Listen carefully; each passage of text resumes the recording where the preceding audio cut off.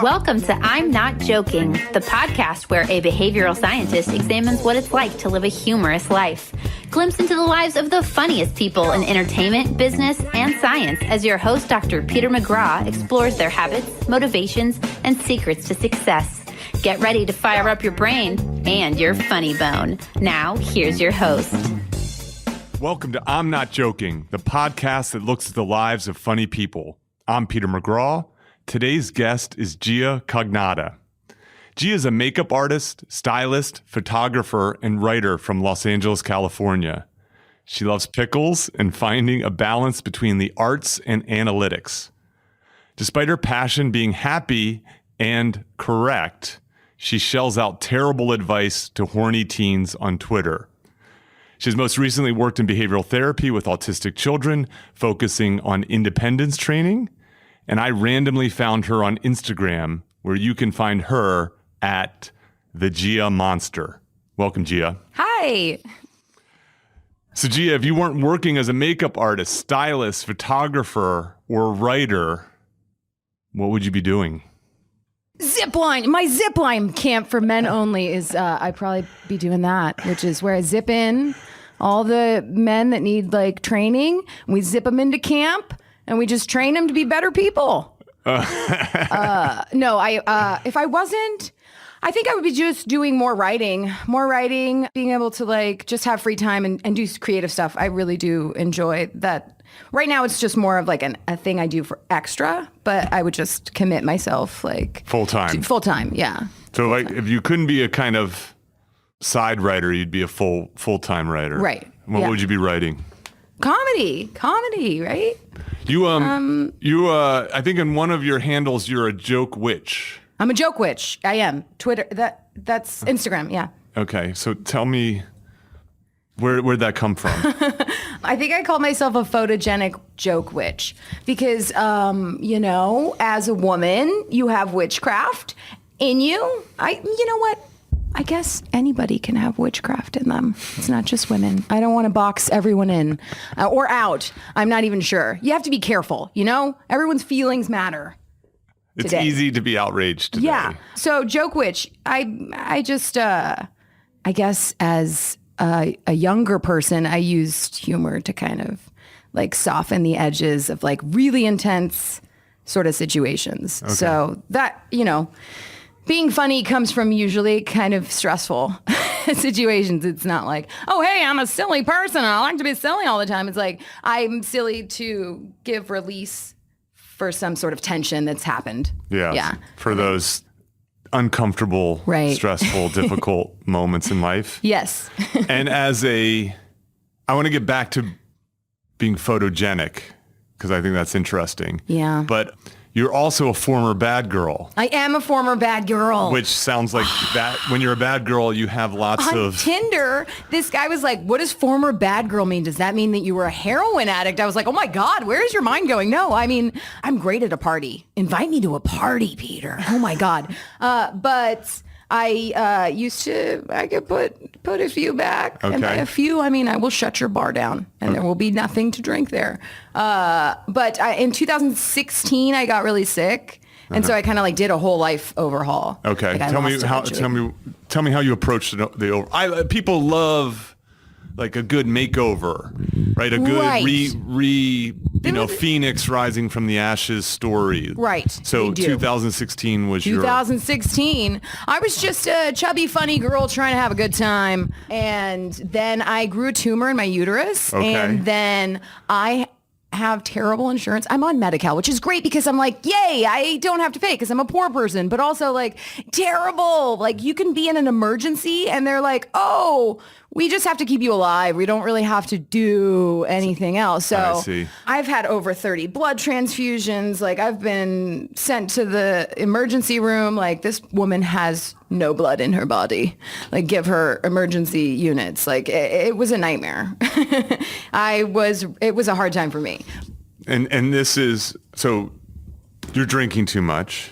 Right. At the time, I mean, it was too much. Yes. Especially for somebody that wasn't healthy. So, And you're not taking care of yourself otherwise. yeah, when you get sick, you start bargaining with a God you don't even believe in. You're like, I will do whatever it takes. If it is not drinking, I won't drink. If it's running, I'll start running, even though I hate it. I'll walk uphill. I don't care what it is. Like, I'll cut that out of my diet. What do I need to change? So what did you do? So I did all of those things. Okay, you started running. Well, at first I couldn't because I was like, I had Yeah, really of low course. blood and stuff. I would get really dizzy really easily. So like Okay. even walking uphill, I was like, oh, I maybe pass out. I don't know.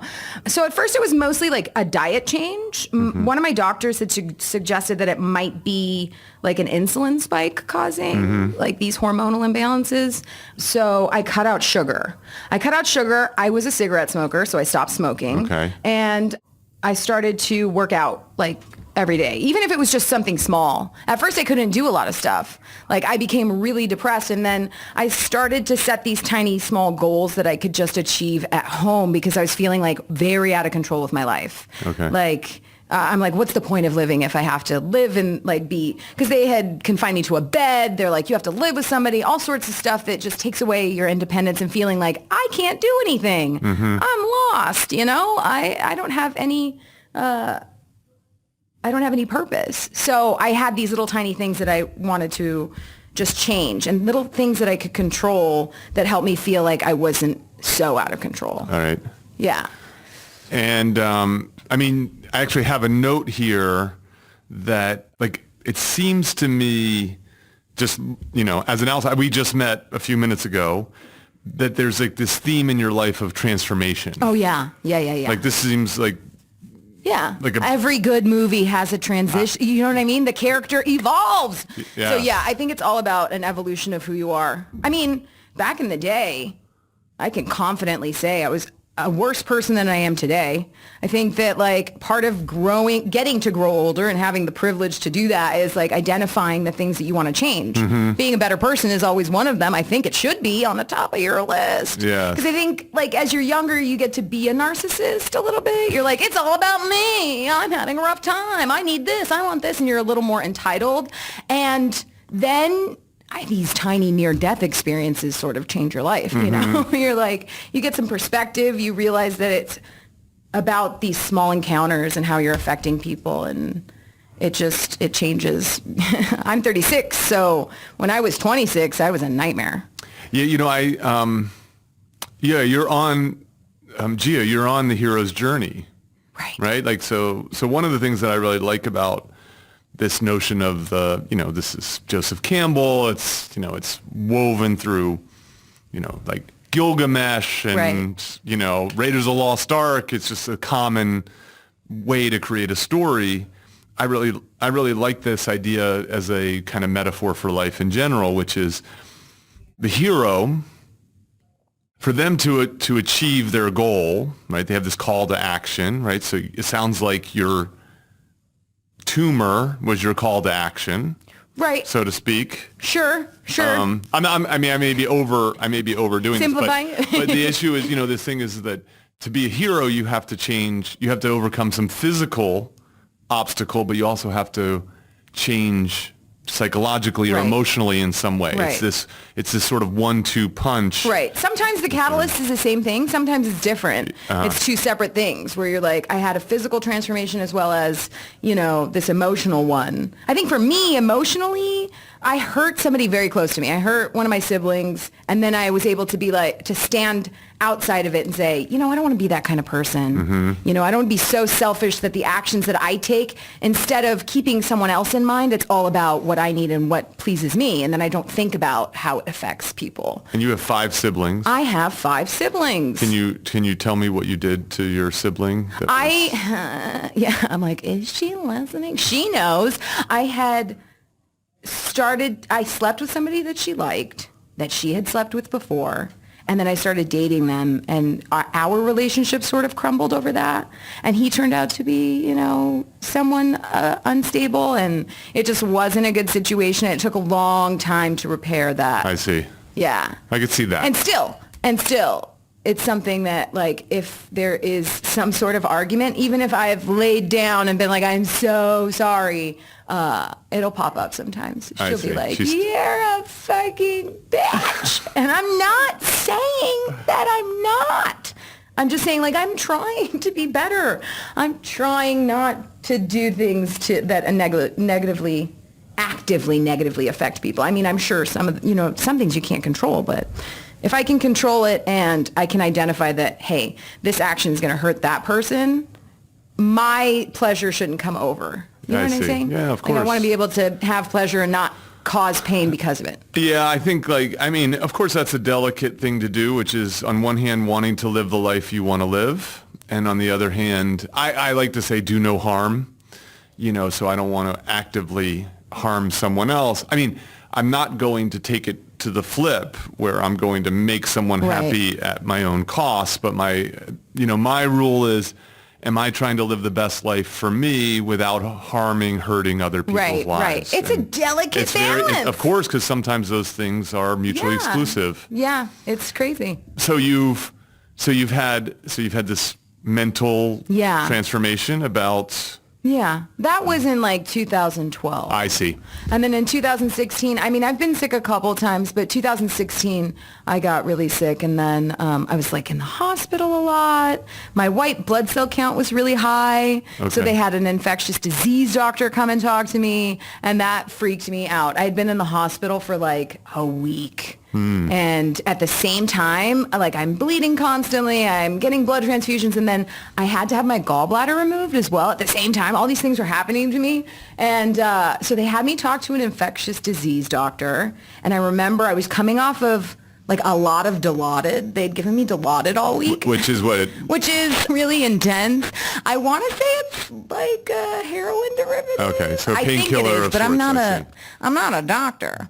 Yeah, painkillers. Okay. It was intense, and so I'm like having sort of withdrawals. I want to have more of it, but I'm like, I shouldn't have any more of it. And my mom's in the room, and like they're telling me I'm going to talk to an infectious disease doctor, and I am freaking out. I have anxiety. I got freaked out, and on top of like not having like pain pills that I was on, I was just I called for my nurse, Helen, who's a Filipino lady, and I was just like, Helen, I need an AIDS test. And she was just like, why? And I'm like, because I have fucking AIDS, Helen. And she was like, what? And it was all over this infectious disease doctor. My mom was like, because your white blood cell count. Yeah, because I'm like, oh my God, I think of the worst thing. Okay, so I have AIDS. And my mom's in the room, and she's just like, why do you think you have AIDS? Is it because of all the blood transfusions or having unprotected sex with so many men? And I was just like, what? I didn't even think about the unprotected sex with all the men. So I definitely have AIDS. I don't have AIDS, though. They did give me I demanded an AIDS test, and Helen gave it to me, and I don't have AIDS, which is nice. But my mom wasn't comforting at all. She's like, oh, honey, if you had AIDS, you'd be a lot thinner. That's what she told me. She was playing to my logic, which was nice, but also no, get out of here, Mom. Coming off Dilaudid, and I think I'm going to kill you. Okay, and so now... So you stopped smoking, cut out sugar, eating better, started exercising. Did. And I lost like 60 pounds. You've had this also this physical transformation. So I'm hotter. It's right. Peter, that's right. Nobody can see me. I keep forgetting that. I'm hot. I'm 36 and I'm owning it. You do have some before and after photos. I do. On Insta. Mm-hmm. And as you said, you're photogenic. Now, have you always been photogenic, or have you become photogenic, or have you learned to become photogenic? It is a combination of the three. I've always been photogenic. Okay. As someone who's not photogenic, yeah, I envy the people who are photogenic. Are you doing something with your face? You seem fine now. But I think that's the whole point, right? Isn't the whole point of someone being photogenic is that they look good in photos? Yeah, part of it's being relaxed. I mean, quite often when I take a photograph, I'm taking it of myself. So I'm flipping the camera around. I can see what angle I'm at. So it's a little bit of each. Like, I have confidence in front of the camera because I don't think that I'm a hideous person. But even if you did think that, like, you're not. Get in front of the camera. Be confident. Okay. You know. I did glamour shots recently. Did you? Well, I need to I'm redoing my website, and my designer says he needs new photos. And so a friend and I went out and we did a full day. Okay. Costume changes, the whole shebang. Love it. Now, did you feel beautiful? Did you get outfits that made you feel? Yeah, I wore. Cool. I wore some of my better stuff. That's what you got to do. It's a feeling you get. You got to be confident in front of the camera. It's true, and it was helpful that I'm close with this person and didn't feel embarrassed. And then she also has a really good camera, so that nice. I think. So I haven't seen the work yet. But if you take enough photos, you're gonna get one. It's a numbers game. It is kind of like how men date women. It's a numbers game. Like, if you ask enough women out, one of them's gonna say yes. Yeah. They'll regret it later, obviously, because you're a nightmare. But you're gonna get some. You're gonna get some. Okay. Yeah. So you naturally are photogenic. You've also figured out. Right, there are tips and tricks and stuff that you can do. Angles and ways to take photographs to, like, flatter your body type and what you like and what you don't like. You downplay the things that you don't like. You want to feel comfortable. Sure. You know what I mean? Lighting. I assume lighting has to be It's all about lighting. Blast your face with lighting and don't let anyone see your flaws. Ever, ever, ever, ever, ever. I would walk around with, like, a big torch around my face. Like, yes, blast your face with lighting. Front lighting, right? That's the key. Yeah, you don't want shadows are not your friend. Unless you're trying to be, like, really spooky, which I never, like, man, I really wish I had a spooky pickup on my Instagram because I want to fucking scare those people. No. So where I'm trying to make them horny, and I'm killing it, Peter. I can't get a job because of my Instagram, but I'm fucking nailing these sexy shots. So what prompted the sexy shot? So you did this transformation, but why? Like, how did you? At what moment did you decide I'm going to start taking my own personal glamour shots? One on self. I am confident in my sexuality to begin with. Okay. So, like, that was already there, and then I became more comfortable with my body, which I think you should always be. Yeah, it's the hard only one to you have. do. Yeah, you're supposed to be comfortable at any, wherever you're at, but I wasn't. So I kind of just gained this new confidence where I was like, I took before pictures too, like. So I kind of knew that a transformation was going to happen because I had set goals. You said, I'm going to change myself. Yes. And you knew you were going to. Yeah. And so you took the photos. I took before photos. Yeah. I have some where I'm like, what? That looks crazy. Is that now, my is body? it the classic? Did you do the classic, like diet before? Like there's, in the back of a magazine, they have before and after photos for diet pills, right? Yeah, the ones where it's like arms out and like, sideways. I did. Yeah, but what happens is it's not an equal playing field. Like, so the after photos, the people's like teeth are white and they're smiling. They're smiling Yeah. and they're tan. Right. And the before photos are like frowning. Yeah, and they're like, man, being in this body is just the worst.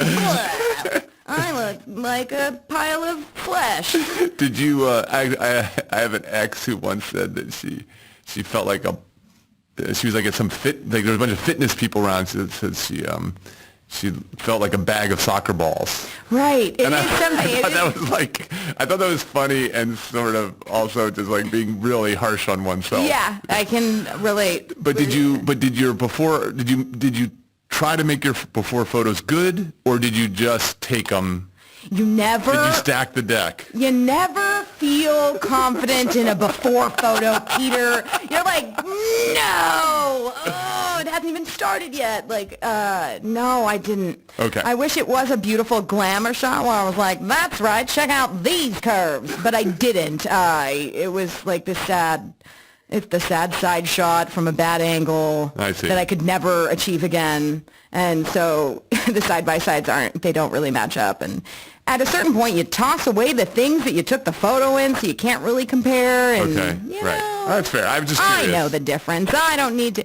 There came a time where I was constantly trying to prove to people on the internet that had said, like, you didn't lose that much weight. Like, there were only women contact me all the time to be like, what do I do? And I'm like, so inspirational. believe in yourself. Yeah. That's basically believe that you can do it and you can do it. It's like anything, people tell you that and it's crazy, but if you do believe, it will happen. Make small, achievable goals that you can in any arena of your life. Like if you want that to happen, make small goals. You can reach the end. I agree. Also, the other thing is that I think the problem with transforming your body, it's not unpredictable, it's just difficult.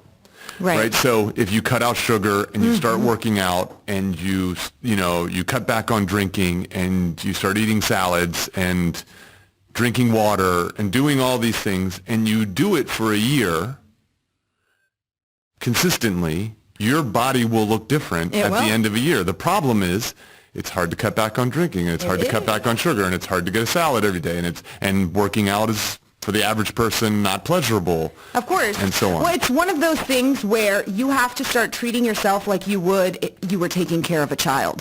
Like, of course you don't want to eat your vegetables, but you have to because that's how you get vitamins, jackass. Like, you know what I mean? Like, as far as explaining it to a child, they don't know that. But we are fully aware of the things that we need to do, and we disregard it because we aren't caring for ourselves. Yeah. There has to be care involved. Like, I care for myself. I want to take care of this thing that is carrying my brain around constantly.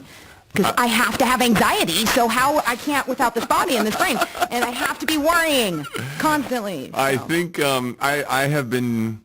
So I didn't have a major health scare, but around this time last year, I got the flu, and it was really bad.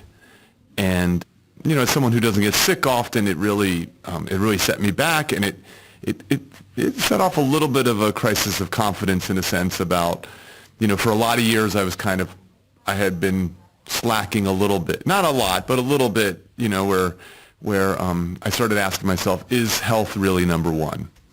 And I've been asking that question now for a year, and it shapes a lot of decisions, where both in terms of, like you said, eating, those kinds of lifestyle choices, exercise and so on. I still got the flu again this year, but nonetheless, I bounced back faster from it, and and it wasn't as devastating.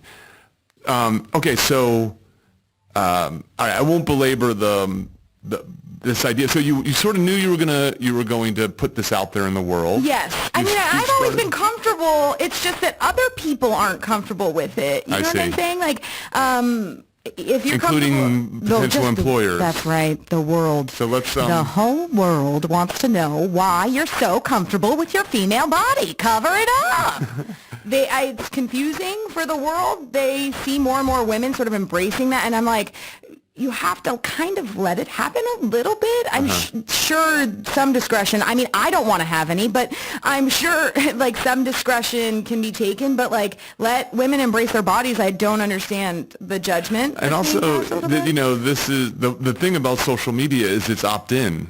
Right. So people are coming to your page and actively getting mad at the free fucking content that you're providing. And they're like you're some Chipotle that got their order wrong. I'm like, dog, this is free. If you don't fucking like it, go. Like, I didn't charge you for anything. Why are you complaining to me? I don't have customer service. And if I did, I still wouldn't give a fuck about your opinion because I don't follow you. And that's why, because I don't care. Gia right now, just so you know, you can't see this, but she's like pointing at an imaginary person across the table from her. So many. There's a whole room full of like people on Instagram I've never met. So this is interesting. So so first of all, my social media presence is meager and it's pretty straight down the middle kind of thing. Like it's not polarizing in any way. And so I so very rarely have anybody act in a troll-like manner with me. Okay. I think the closest I came, I actually did Joe Rogan's podcast a number of years ago before, it was the thing. Mm-hmm. That one experience was the only time I ever had like a number of people talk shit about me on Twitter. How did it feel? It didn't feel. I mean, I remember pausing and thinking about how I was going to deal with it. Right. Like, so it seems to me like there's three options. Right. There's like you block people, you ignore people, you engage with people. Oh, right. In some way. I chose ignore. I mean, it was minor. It was meager kind of a thing. But I do a double whammy. Okay, I'm curious. So first of all, you have people who they comment on the photos?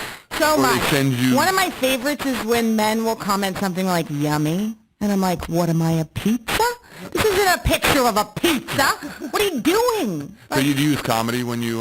Sometimes. when you I'm a bit of a troll myself. So I'm inviting it. I'm known to kind of like put the hammer down. Okay. So and men will feel like, oh, well, you're inviting this kind of reaction by posting those. And I'm like, no, have some fucking discretion. I'm a stranger. I guess if we'd been giving, like, hand jobs to each other for 25 years, we could talk to each other like that. But we've never met. You're a stranger, yeah. Yeah, just enjoy the free photo that you find yummy. But I don't need to hear about it. What do I need to know that you find it delicious and want to eat me? I don't know. But isn't that what the heart button is for? Sure. It says I like this photo, but it doesn't tell you how yummy. I see. And I think that's where herein lies the problem, because certain people need you to know.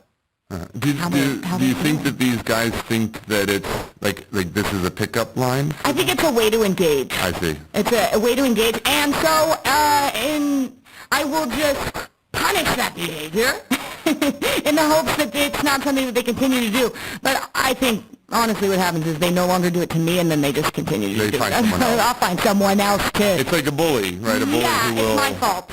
You know what I mean? Like, hey, fuck you, because I won't like your stuff anymore. I'll unfollow you. I'm like, go ahead and unfollow me. Like, I didn't even know you existed. Is this where your zipline comment? Camp for men only. Yeah, it's a reformation. You know, it's interesting you say this because I have been I've been working on a project idea, and one element to it was about resources for men. Mm-hmm. That, like, it's not a great time to be a guy right now. Hey, man. And yet you still are a guy, right? And so how do you navigate this world? How do you kind of, I would say, evolve with the times? And we're asking you to do it quick. I understand that. It's like a truck hit you guys. You're like, what? We were just raised by these men that said, it's okay, keep the women in the kitchen. You know, like, I have an old school dad that sometimes he will say sexist shit to my face. Yeah. To my face. And I'm like, what? He's like, Gia, if you acted less smart than you are, then men wouldn't have to feel like they're competing with your looks and your intelligence and all this other stuff. Like, just dumb it down a little bit and get married. I'm like, Dad, what the fuck are you saying to me right now? No. Yeah. Like, where are you coming from? But he came from that generation. Yeah, you're like, Dad, you sound really old right now. You know, and the issue is, I will say that if you're so who is the person, right? Because dads aren't the right people because, they, as you said, were raised in a different time. Well, we have to start raising men differently. I you know agree. what I mean? It's more about, because it's like really hard to expect this like turnaround. I mean, like on certain things, I'm like, come on, you can't touch a sleeping woman. What's wrong with you guys? Like, you can do that. You can do that easily. And that's not the problem. But there are little tiny things that I think if we start raising men to be more aware of themselves instead of being like, okay, this is what I need, checking on other people's needs. Hey, guys.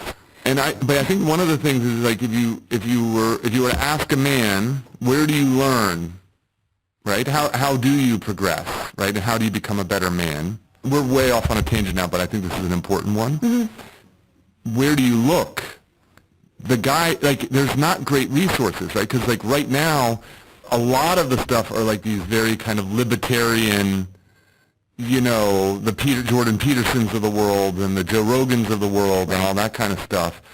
Like, where is it that a man can learn, to maintain some level of assertiveness while also developing sensitivity and developing a real complete form of masculinity? I think in a world where also the signals are really mixed. Right. Well, I think there's a balance that needs to be created that's not This there right now. is your zipline camp is going to Right. do Well, this. my zipline camp is just a joke, guys. I'm not going to zip men in. Part of the joke is that, like, if at the top, every time a man tries to escape, there's a zip line at the top that they just can't fucking resist because men love zip lines. And they zip right back in. And then they're like, what the fuck? And every time they get out, they're like, God damn it, I zipped in again. But I think part of it is that women have to change as well. Like, there's this, we expect a certain thing, but we're asking something different. And so it's both parties are kind of like at an impasse, and I'm like, you both have to evolve. And for men, I think it's a lot about just listening. You guys are problem solvers, and you want to be like, this is how we solve it. I'm going to tell you why you're wrong or what the issue is here. And instead of just, hey, I'm willing to hear the experience that you had. That's it. A lot of times women are just like, this is my experience. Yeah. If you could just hear it. That's all I'm asking for. I do it to my parents all the time. I call them up. I'll add one, if I could, is that I think, like, figuring out consent Yeah. is another one because, like, women aren't a single homogenous group. And so what's okay for some is not okay for others. And what you have to do is figure out Right. which is which. Right. Right? Like, so in your case, it's not okay to say yummy Yeah. in response to your photo. Right. I mean, that's my personal feeling about it. Yeah. If you want to comment yummy, my suggestion is that to be comfortable with the person that you're, commenting on. Yeah. If it's a stranger, you have to have, That's what I mean about read the consent. room. Yeah, that's right. You know what I'm saying? Like, and I understand that people have a hard time doing that. I get it. Like, I have worked in the industry of just communication and having, like, miscommunications. So I understand that some people struggle with it, and some people struggle with it on, like, a more intense, like I've worked with autistic children. So there's a real disconnect there about what they're reading. They don't read the right thing that's happening. So what they're putting back out is a mismatch, and people are rejecting them, and they're, like, so desperate to just have human connection. I think that's what I learned about working with autistic children in behavioral therapy is that, like, that's the basis of what everyone wants is this connection. And it's desperate for some of my kids that I worked with. They desperately wanted friends. They wanted friendship. And so it was me just being like, all right, this is what we're going to do. We're not going to do that thing that you just did, because they want to invent these scenarios in order to, like, work their way in instead of just being brutally honest in themselves, because it's like being a guitarist and singing and then somebody taking your guitar away and being like, just be up there, and you're like, oh, I don't feel secure. Yeah, I can see that. So they create these scenarios sometimes that are just like, no, don't do that, okay? Like, I had one kid that I'm going to go down underneath the library and I'm going to meet this group of kids. They go down there and they play this video game, okay? I'm going to go down there. I'm going to ask them. This is how I'm going to get in. I'm going to ask them what time the library closes. Now, he's a junior in high school. And that's how I'm going to start talking to them. And I'm like, whoa. You're a junior in high school. They know you know what time the library closes. You've been going here for 3 years. Right. They're going to be like, this is, I'm like, if you want to go down there and introduce yourself, maybe download the game they're playing. Try and do that. He was like, that game sucks, and I wouldn't play that game. And I'm like, well, here, we have to compromise, okay? You can't just, like, push yourself and be like, that's terrible. You have to play their game, and then maybe once you get good at it, which I've done before with men, I do it all the time. I got really good at Call of Duty. Do I love Call of Duty? No. But my kill-to-death ratio is fucking amazing. I got good at it, and then I suggested things that I wanted to do. You know what I mean? You have to give and take. Yeah. That's part of the problem that's happening. Women are like, I don't want to learn how to do that. And I'm like, sure, but we're going to teach him how to pick up his clothes. So learn how to play Call of Duty. We're going to teach them to be, like, good with consent and stuff. And we're going to meet in the middle, guys. We're solving problems. No, I agree. Like, I think norms are getting worked out, and there's good conversations that are happening, Right. and getting this kind of feedback. I mean, not all, like, we say this stuff is troll, but, sometimes this stuff is well-intentioned, but misread. mishandled. For sure. Or For sure. missent. So you can't get a job. Now you can't get a job, but you're having a problem with the place. You're studying for the LSAT. I am. I'm just Okay. starting to do that. My brother just graduated from Southwestern. You do not strike me as the lawyer type. Really? Yeah. You come from a family of lawyers. I do. I Okay, love to, my whole family is really good at arguing. Put us in a room and we'll do it. Okay. Yeah, I think that, I don't know, I think that it's something that, first of all, I'm an advocate for when I see something that's happening that I don't feel is right. Okay. So I will get involved. Like, I'm like, this needs to stop now. I was taking, like, a comedy class, actually, with a friend of mine was teaching, Ed Galvez. Hey, Ed, what's up? Almost got him fired.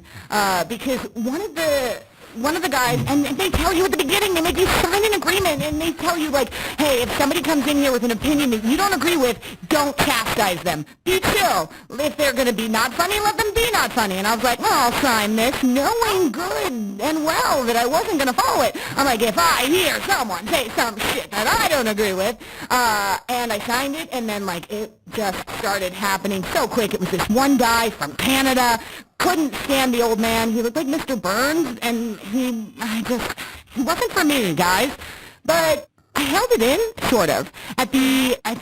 Like one of the last, it was like the last few weeks of class, he went up and he did a whole stand-up set about how he just worked harder than minorities and women, and people think that it was this whole, like, misogynist, like, nightmare set of, like, this is why, and I let it happen. I was like, okay, cool, and I didn't say anything. Okay. And then it went into, like, where we were supposed to kind of critique him. Yeah, And of course, so, right, you have to give feedback. Notes, you're giving notes. And then he was defending his position, just being like, no, and I'm a political science major, and then he said this. He was like, and I know what's ruining this country are feminism and equality. And I lost my shit on this old man. Like, I wouldn't let anyone else speak. I yelled at him. God, I was on one. It really set me off. And I totally forgot that you record your set and the feedback.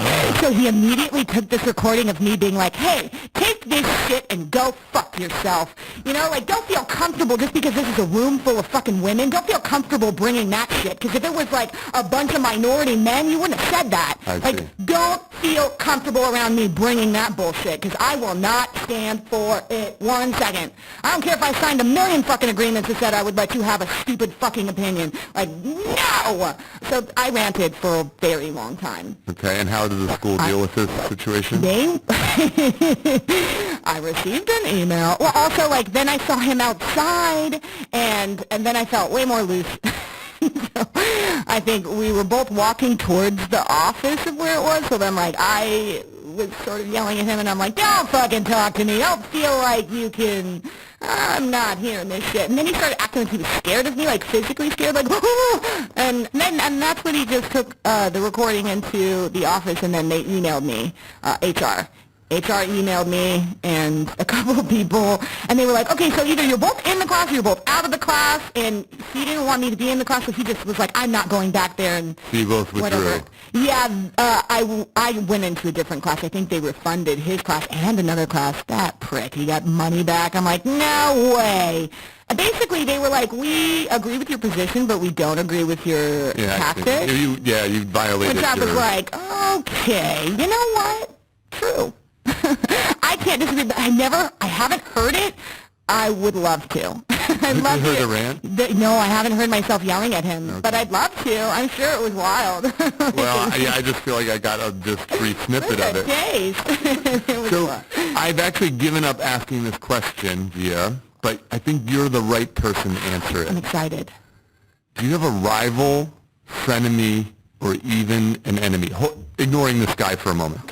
Okay, let me think. Do you have, like, A frenemy? or a rival? A rival, somebody that I'm like, you shouldn't ever do that to me again, you bitch. Or somebody you feel like you're in competition with?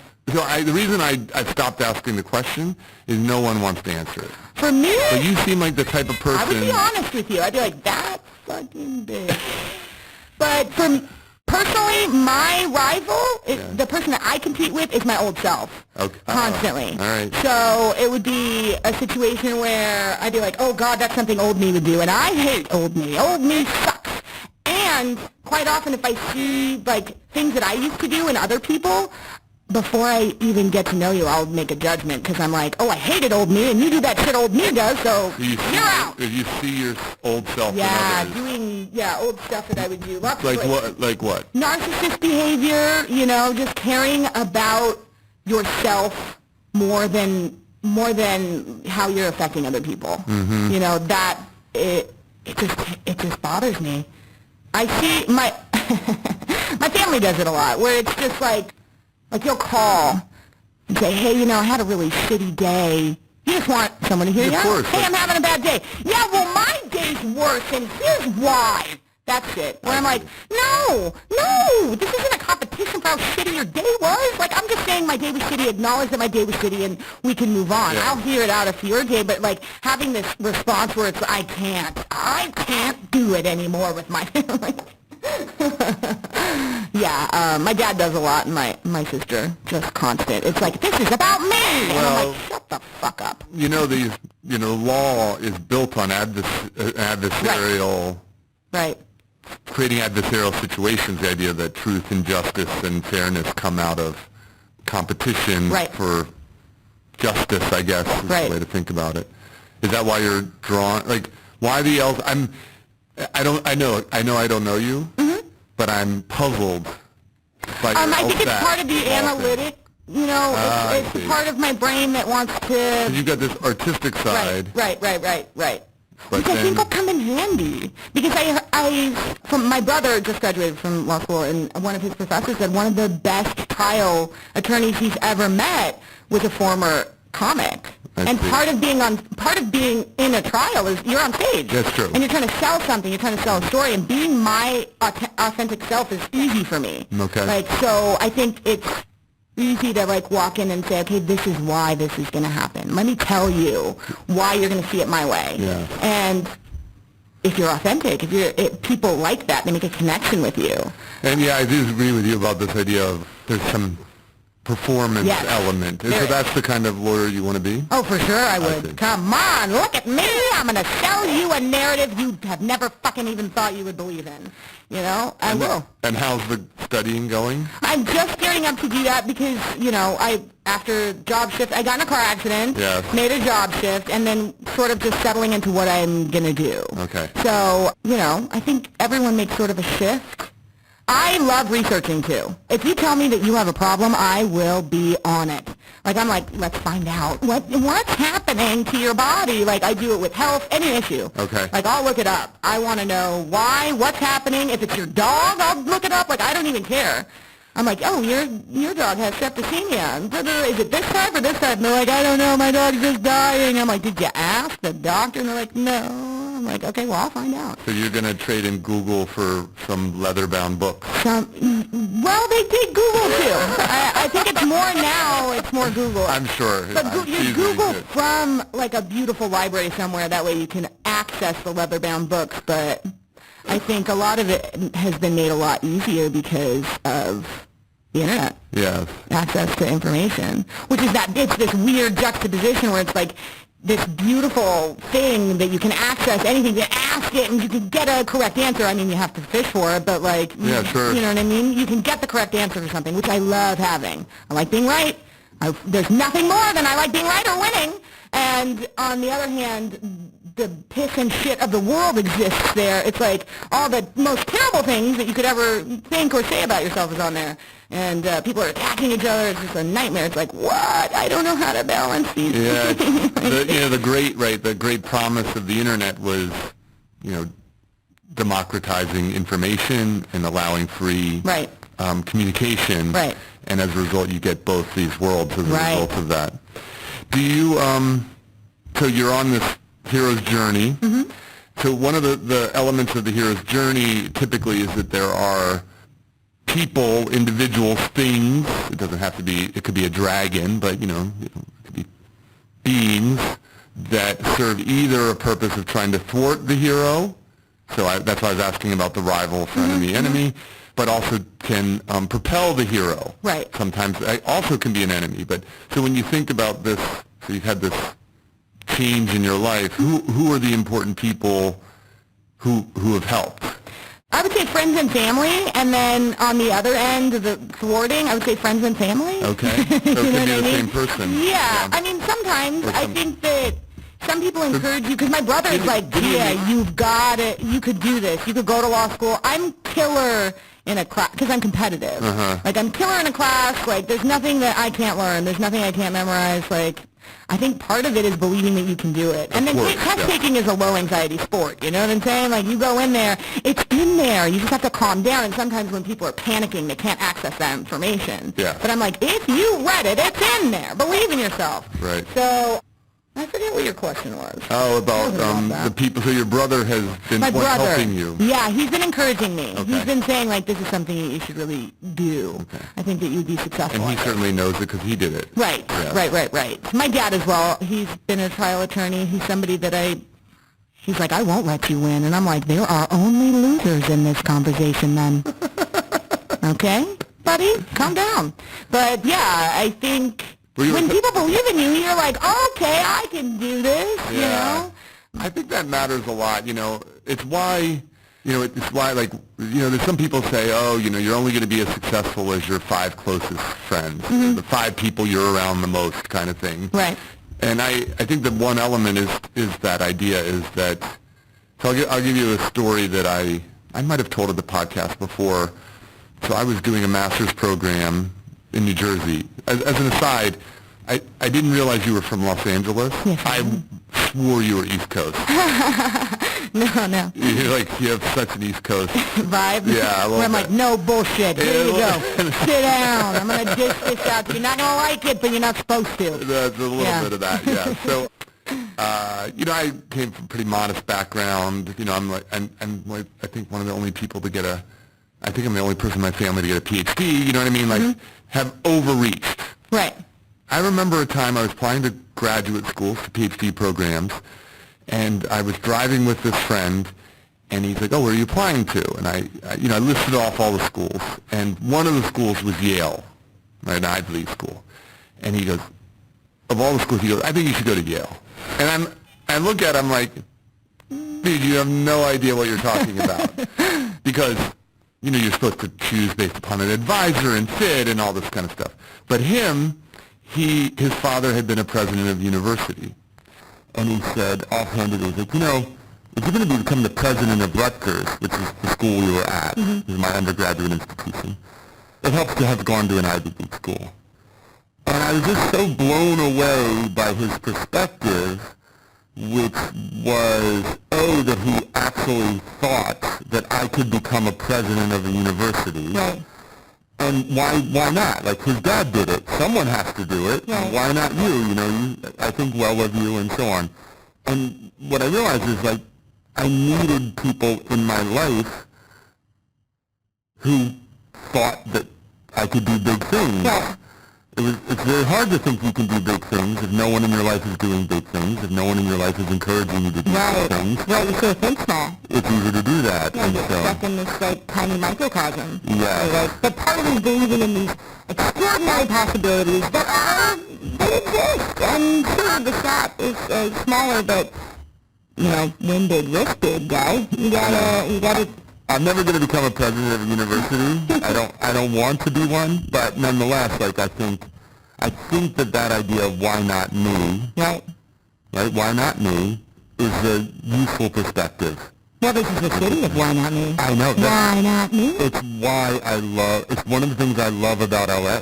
Yeah. Like, I think there's a lot of places where people are hustling. So I'm my home institution, my home is in Boulder, Colorado.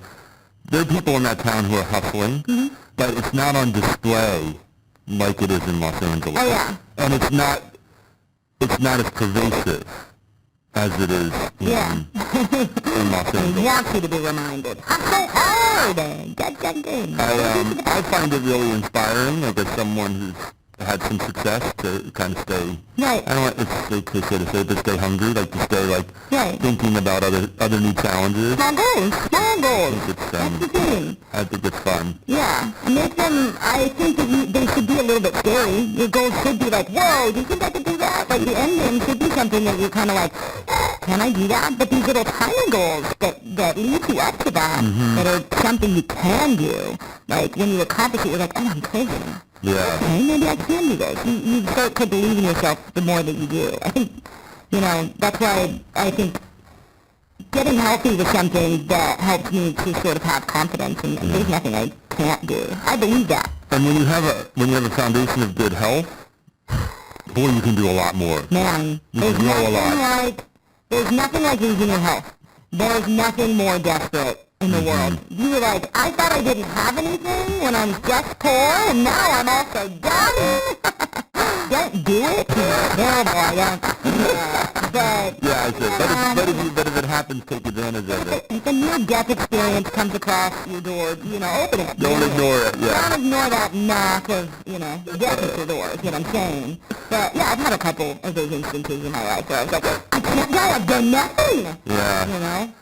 Before we get to the last question, one of the things that I've worked at doing is trying to create a situation where even if, fame and fortune and, that this amazing thing doesn't happen, like I pursue and it doesn't happen, I'm still better off as a result of it.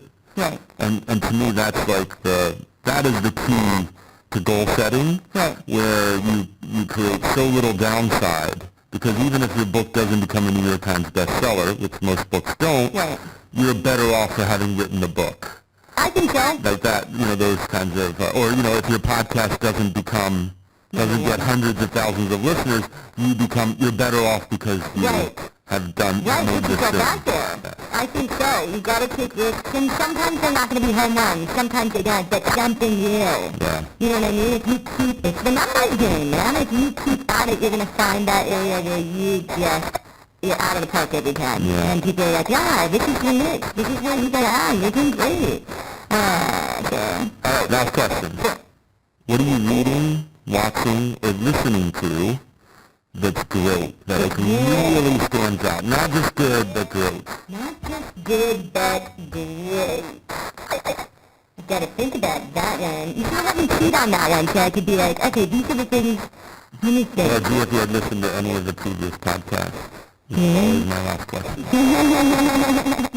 Well, if you had read into my online dictionary, you'd know that I have a hard time with podcasts because they're my nightmare. Listening to someone's conversation and not being able to get over them, I can't do it. So you like being on a podcast? Yeah, I agree to that. But what are we talking about here? They just, it's painful because I want to say something. I'm going to be like, wait a minute. I don't agree with that. And I do. And I want to try to move that. Something I love. Just one thing. Just one thing. I'm trying to think. Right now, it's just been so out of whack since all the things have been going on. I haven't even, I watched the Game of Thrones. Did I want to spoil it for anyone? Did I love it? I accepted it. I think a little bit. Am I doing it? I like one. Oh my god, am I spoiling it? No, I'm listening to this.